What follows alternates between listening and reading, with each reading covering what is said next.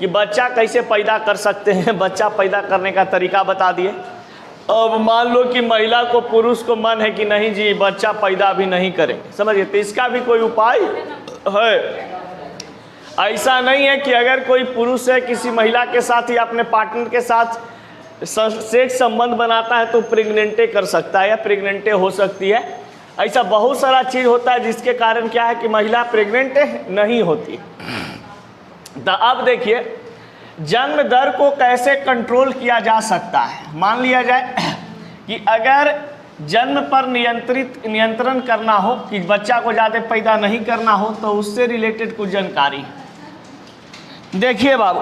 कहा जाता है मेजर टू बर्थ कंट्रोल, यानी कि जन्म दर को हम कैसे कम कर सकते हैं, कैसे रोक सकते हैं। तो पहला पॉइंट है कि कृत्रिम विधि से बच्चों को संतान की उत्पत्ति को नियंत्रित करना संतति नियंत्रण कहलाता है।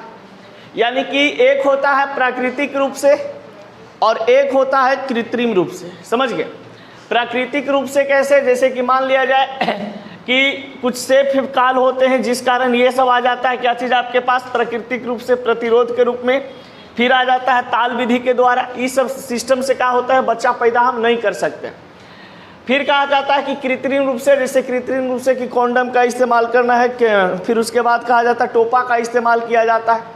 तो ये सभी चीज़ का इस्तेमाल करके या कोई रासायनिक पदार्थ गोली लिखा करके, समझ गए? तो ये सभी चीज़ करने से क्या होता है जन्म नियंत्रण हो जाते हैं, यानी कि बच्चा का जन्म नहीं होता है। सिर्फ पुरुष महिला आपस में सेक्स करते हैं लेकिन बच्चा होने का चांस नहीं रहता है। फिर यहाँ पर देखिए बाबू, तो जो कृत्रिम विधि से बच्चा यानी संतान की उत्पत्ति नियंत्रित करता है उसे हम क्या कहते हैं? संतति नियंत्रण कहते हैं, संतति नियंत्रण। फिर यहाँ पे बताया गया है कि जनसंख्या नियंत्रण से ही जनसंख्या वृद्धि को रोका जा सकता है। यानी कि अगर आप जनसंख्या पर नियंत्रण कर लिए तो आप जनसंख्या वृद्धि को क्या कर सकते हैं? रोक सकते हैं। तो इसीलिए इसके बारे में बहुत पहले से फैमिली प्लानिंग चल रहा था 1951 ईस्वी से, समझिए कि हम दो हमारे दो, हमारा ऐसा निसार रहे तो कह दे हम दो, हमारे 5-6 गो से ज़्यादा है गिन लो, समझिए। अब देखिए यहाँ पर बताया गया बाबू कि जन्म नियंत्रण का मुख्य उद्देश्य है क्या चीज़? जनसंख्या वृद्धि। ये बहुत अच्छा क्वेश्चन है, बहुत बार पूछा है ऑब्जेक्टिव में भी और बहुत आगे भी क्वेश्चन पूछता है जनरल कंपटीशन में भी, कि जन्म नियंत्रण का मुख्य उद्देश्य क्यों है, क्या है? यानी कि हम जन्म नियंत्रण यानी बच्चा को जन्माना क्यों नहीं चाहते हैं, ज़्यादा क्यों नहीं बच्चा होना चाहते हैं? तो भैया क्योंकि हमारा देश का जनसंख्या का हो बढ़े नहीं, समझ गए? इसीलिए कहा जाता है कि आप तो कहते हैं कि हमार तो 4 गो न है, वैसा ही अगर मान लीजिए कि 135 करोड़ जनता सोच लेगा कि हमरो 4 गो रहेगा, तब गुना कर लीजिए कितना करोड़ हो जाएगा जी? 5 का 20, 4 12 2 14, 4 एकम है 4 और 1 540 करोड़ हो जाएगा। बताइए 135 से तुरंत एक साल में कितना? 540 करोड़। जनसंख्या भी स्फोट करेगा, लगेगा कि बाप रे बाप एकदम एड़िए बुचिए सब पैदा हो गए, समझ रहे? अब देखा जाए यहाँ पर बताया गया है बाबू कि प्राकृतिक विधि क्या होता है। जन्म नियंत्रण करने का 2 विधि होते हैं, एक होता है प्राकृतिक विधि और एक होता है आपका मैकेनिकल विधि यानी कृत्रिम विधि जिसको हम लोग कहते हैं, समझ गए? आर्टिफिशियल मेथड भी कहा जाता है। अब देखा जाए तो प्राकृतिक विधि के अंतर्गत आता है रतिरोध जिसको हम लोग क्वाइटस इंटरपर्ट्स कहते हैं, और एक होता है सुरक्षित काल जिसको ताल विधि भी कहा जाता है, सेफ पीरियड और रहथम भी बोलते हैं। यानी कि 2 ऐसे हमारे पास ये है जिससे हम क्या कर लेते हैं? प्राकृतिक विधि और सुरक्षित काल विधि। ये कहा जाता है कि प्राकृतिक विधि के अंतर्गत आते हैं, यानी रतिरोध और क्या चीज़? सुरक्षित काल। अब ये रतिरोध मेथड क्या है, किस कारण से, यानी कि कौन सा विधि के द्वारा बच्चा हम पैदा नहीं कर सकते हैं? तो देखिए जो नीतीश कुमार संसद भवन में डिफिनेशन बताए थे जनसंख्या नियंत्रण कानून का, उनका भी बताने का तरीका सही था, लेकिन जरा सा क्या हुआ कि उस जगह जो है उस जगह पे नहीं बताना चाहिए था उसे। जैसे स्टूडेंट हमारा है तो उसको हम खोल के बता सकते हैं, भैया ओपन बोल सकते हैं, लेकिन वहाँ पर अति क्षेत्र है, कुछ होता है, अरे सरकारी जगह है, और उसके बाद कहा जाता है क्या चीज़ कि बहुत सारे लोग महिलाएं पुरुष सब होते हैं। अब यहाँ पर कहा जाता है कि रतिरोध, जो नीतीश कुमार लेक्चर दिए थे जनसंख्या नियंत्रण कानून पर, ये कौन सा मेथड था? रतिरोध, क्वाइटस इंटरपर्ट, समझ गए? यानी रतिरोध विधि को उस बाबा ने एक्सप्लेन किया था, नीतीश बाबा ने, समझ गए? इसने, उस बंदा ने यही बताया था कि स्त्री के योनि से अपना लिंग बाहर बाहरी स्खलन एक विधि है जिसमें पुरुष संभोग के समय वीर संकलन से ठीक पहले स्त्री के योनि से अपना लिंग को बाहर निकाल देता है और सेचना से बच जाता है। अगर मान लिया जाए कोई हस्बैंड वाइफ है या कोई पार्टनर है, समझ गए, मेल और फीमेल सेक्स संबंध बना रहा है, सेक्स संबंध बनाते बनाते क्या हो कि जब पुरुष का वीर निकलने वाला होता है, जैसे ही उस वीर को निकलने वाला होता है, क्या करे, पेनिस को तुरंत बाहर निकाल दे, समझ गए? योनिक से क्या करे, बाहर निकाल दे। अब बाहर निकाल करके जो वीर होते हैं वो बाहर गिरा देंगे, तो महिला निषेचित नहीं कर पाएगी, यानी कि प्रेग्नेंट नहीं हो पाएगी। क्योंकि जब महिला के योनि में, गर्भाशय में वीर पहुंचेगा नहीं, अंडाशय के पास वीर जाएगा नहीं, स्पर्म जाएंगे नहीं, तब तक कोई महिला प्रेग्नेंट नहीं हो सकती है। तो ये क्रिया से हम लोग क्या कर सकते हैं कि सिर्फ सेक्स का आनंद उठाया जा सकता है, लेकिन किसी महिला को प्रेग्नेंट नहीं किया जा सकता है, समझ गए? इस विधि को हम लोग कौन सा विधि कहते हैं? रतिरोध विधि। तो नीतीश कुमार जो चर्चा किए थे बायोलॉजी के बारे में जनसंख्या नियंत्रण के लिए, उनका भी कहना सही था। ये कौन सा विधि के द्वारा बात बोले थे? रतिरोध विधि के द्वारा, समझ गए? चालू किए हैं जी, देखिए तो टिपटिपा रहा है। अब देखिए बाबू, यहाँ पर एक विधि आपके पास है सुरक्षित काल, यानी देखिए महिला को पता होता है, समझ गए? मान लिया जाए कि पुरुष को पता नहीं चलेगा, लेकिन महिला को पता होता है कि उनका मासिक चक्र कब आया है, कब आने वाला है, कब खत्म होता है, कब खत्म नहीं होगा, समझ गए? तो अब कहा जाता है कि महिलाओं के लिए सुरक्षित काल या ताल विधि कहा जाता है सेफ पीरियड या एंथम। इसमें पता होता है महिलाओं को कि पीरियड हमारा कब आने वाला है, कब नहीं आने वाला है। तो यहाँ पे बताया है कि पीरियड या ऋतुस्राव से 1 सप्ताह पहले तथा 1 सप्ताह बाद का जो समय होता है वो क्या होते हैं? सुरक्षित काल होता है। अगर मान लिया जाए कि पीरियड आने वाला है या पीरियड आ गया है और ख़त्म होने के बाद 1 सप्ताह के बाद या 1 सप्ताह पहले अगर वो किसी लड़का के साथ सेक्स संबंध बनाती है, तो वो महिला को प्रेग्नेंट होने का चांस नहीं है। यानी महिलाओं के लिए और पुरुषों के लिए दोनों क्या है, ये ताल विधि है, किसी प्रकार का मतलब कि दिक्कत समस्या नहीं होगा। यानी एक प्रकार का सुरक्षित काल होता है, सुरक्षित समय होता है। तो जो किसी महिलाओं को मान लिया जाए कि ये बात पता है, अपने हस्बैंड को बता देती है कि भैया देखिए, सॉरी भैया नहीं ना बोलेगी जी अब देखिए बात ऐसा है कि जैसे मान लिया जाए कि पीरियड की अगर हम बात कर रहे हैं, तो ये पीरियड आने वाला है, तो आने वाला है मान लिया जाए कि 8 तारीख है, तो 1 से लेकर के 7 तारीख तक वो बंदा सेक्स कर सकता है। उनको अगर वीर गिर भी जाता है योनि के अंदर में, तो कोई दिक्कत महिला को नहीं होगा। मान लिया जाए कि 8 तारीख पीरियड आ गया, 4 दिन तक रहा, 12 तारीख तक सपोज डेट 4 से 5 दिन एवरेज रहता है।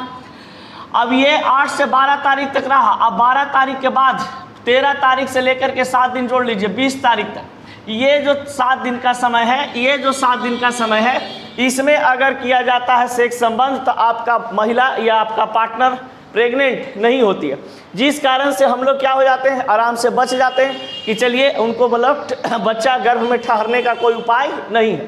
तो महिलाओं के लिए सुरक्षित काल कब होता है, एकदम याद कर लेना। कभी कभी पूछता है कि सुरक्षित काल किसे कहते हैं, तो सुरक्षित काल क्या होता है, पीरियड से 1 सप्ताह पहले और पीरियड खत्म होने के बाद 1 सप्ताह तक, ये सेफ पीरियड कहा जाता है, यानी कि सुरक्षित काल कहा जाता है। महिलाओं के साथ अगर सेक्स संबंध बनाया भी जाए तो इनको बच्चा ठहरने का डर नहीं रहता है, समझ गए?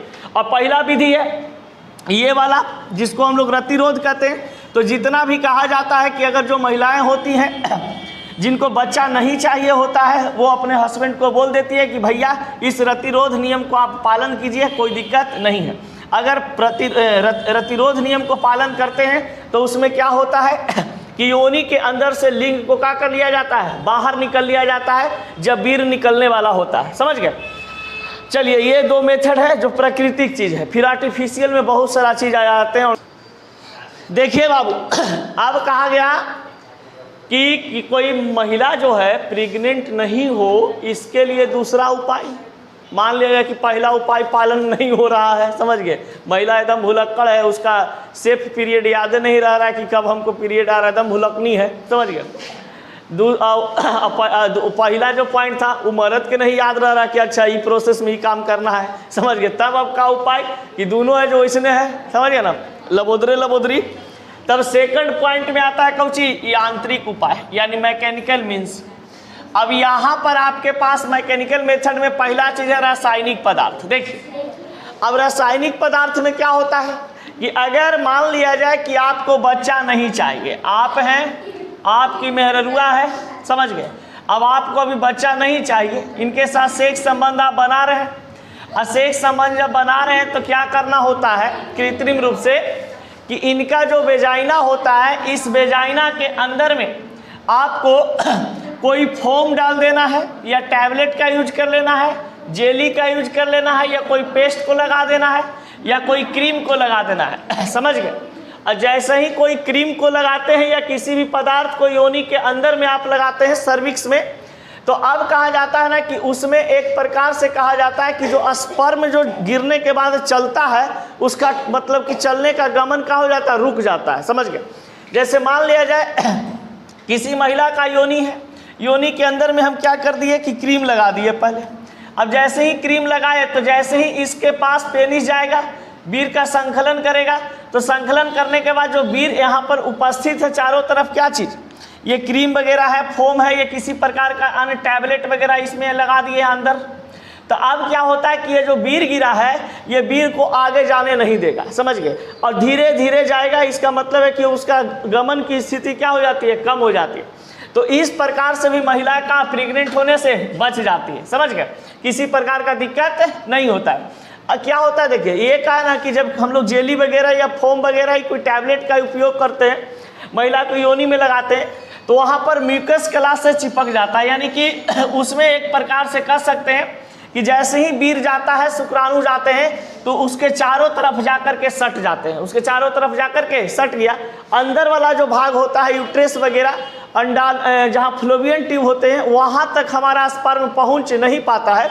इसलिए कहते हैं कि ये वाला मेथड क्या है, रासायनिक पदार्थ, कि जब कोई महिला सेक्स संबंध किसी के साथ बना रही हो तो उनको foam, tablet, jelly, paste, cream वगैरह योनि के अंदर लगाने से भी क्या होता है कि वो महिला प्रेग्नेंट नहीं हो सकती। लेकिन इसमें बहुत ही कम चांस रहता है, समझ गए, 50-60% ऐसा चांस है कि नहीं होगा, लेकिन 40% चांस है कि क्या होते हैं, महिला प्रेग्नेंट हो सकती है, समझ गए। फिर कहा जाता है हार्मोनल विधियाँ। हार्मोनल विधियाँ कहने का मतलब बाजार में कुछ हार्मोन का मतलब कर सकते हैं कि हार्मोनल गर्भ निरोधक गोलियां आती है, जैसे माला एन और माला डी, माला एन और माला डी। एक आपका टैबलेट का नाम और है जिसको हम लोग क्या बोलते हैं, सहेली। तो सहेली टैबलेट है, माला एन माला डी जो टैबलेट है ये गर्भ निरोधक टैबलेट होता है। अगर कोई महिला 21 दिन तक लगातार इसको यूज करती है और वो किसी मतलब अपने पार्टनर के साथ सेक्स संबंध बनाते रहती है तो उनको क्या होता है, किसी प्रकार के दिक्कत नहीं होता है, समझ गए। और जनरली क्या होंगे कि इस गोली का कोई साइड इफेक्ट भी नहीं है। बहुत सारे महिलाएं सोचेंगी कि मान लिया कि खा रहे हैं तो इससे हमारा लिवर खराब हो सकता है, बच्चेदानी खराब हो सकता है, किडनी खराब हो सकता है, तो इसका कोई भी शरीर में साइड इफेक्ट नहीं होता है। तो बहुत सारी महिलाएं क्या करती है कि एक पत्ता ही कीन के बहुत सस्ता देता है बाजार में, समझ गए, 10 रुपया 15 रुपया पूरा टैबलेट दे देता है, समझ गए, एक पत्ता देता है। अब महिला 21 दिन तक उसको यूज कर रही है तो उससे क्या होता है कि महिलाएं को मां बनने का संभावना कम हो जाता है, बस उस अपना पार्टनर के साथ सेक्स संबंध बनाते रहती है, किसी प्रकार का कोई दिक्कत नहीं होता।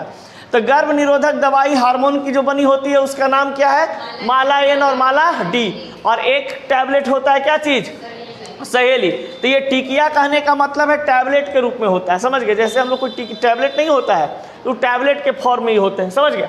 तो ये हार्मोनल विधि के द्वारा भी हम बच सकते हैं। इसके बाद तीसरा नंबर में आपके पास आता है क्या चीज़, निरोध वगैरह, जिसको हम कॉन्डम बोलते हैं। तो उस सबसे रिलेटेड हम लोग नेक्स्ट क्लास बात करेंगे। आज भर इतना ही, मुकालात करते हैं नेक्स्ट क्लास। घरे जाके सब दाल भात चोखा खाइए। धन्यवाद।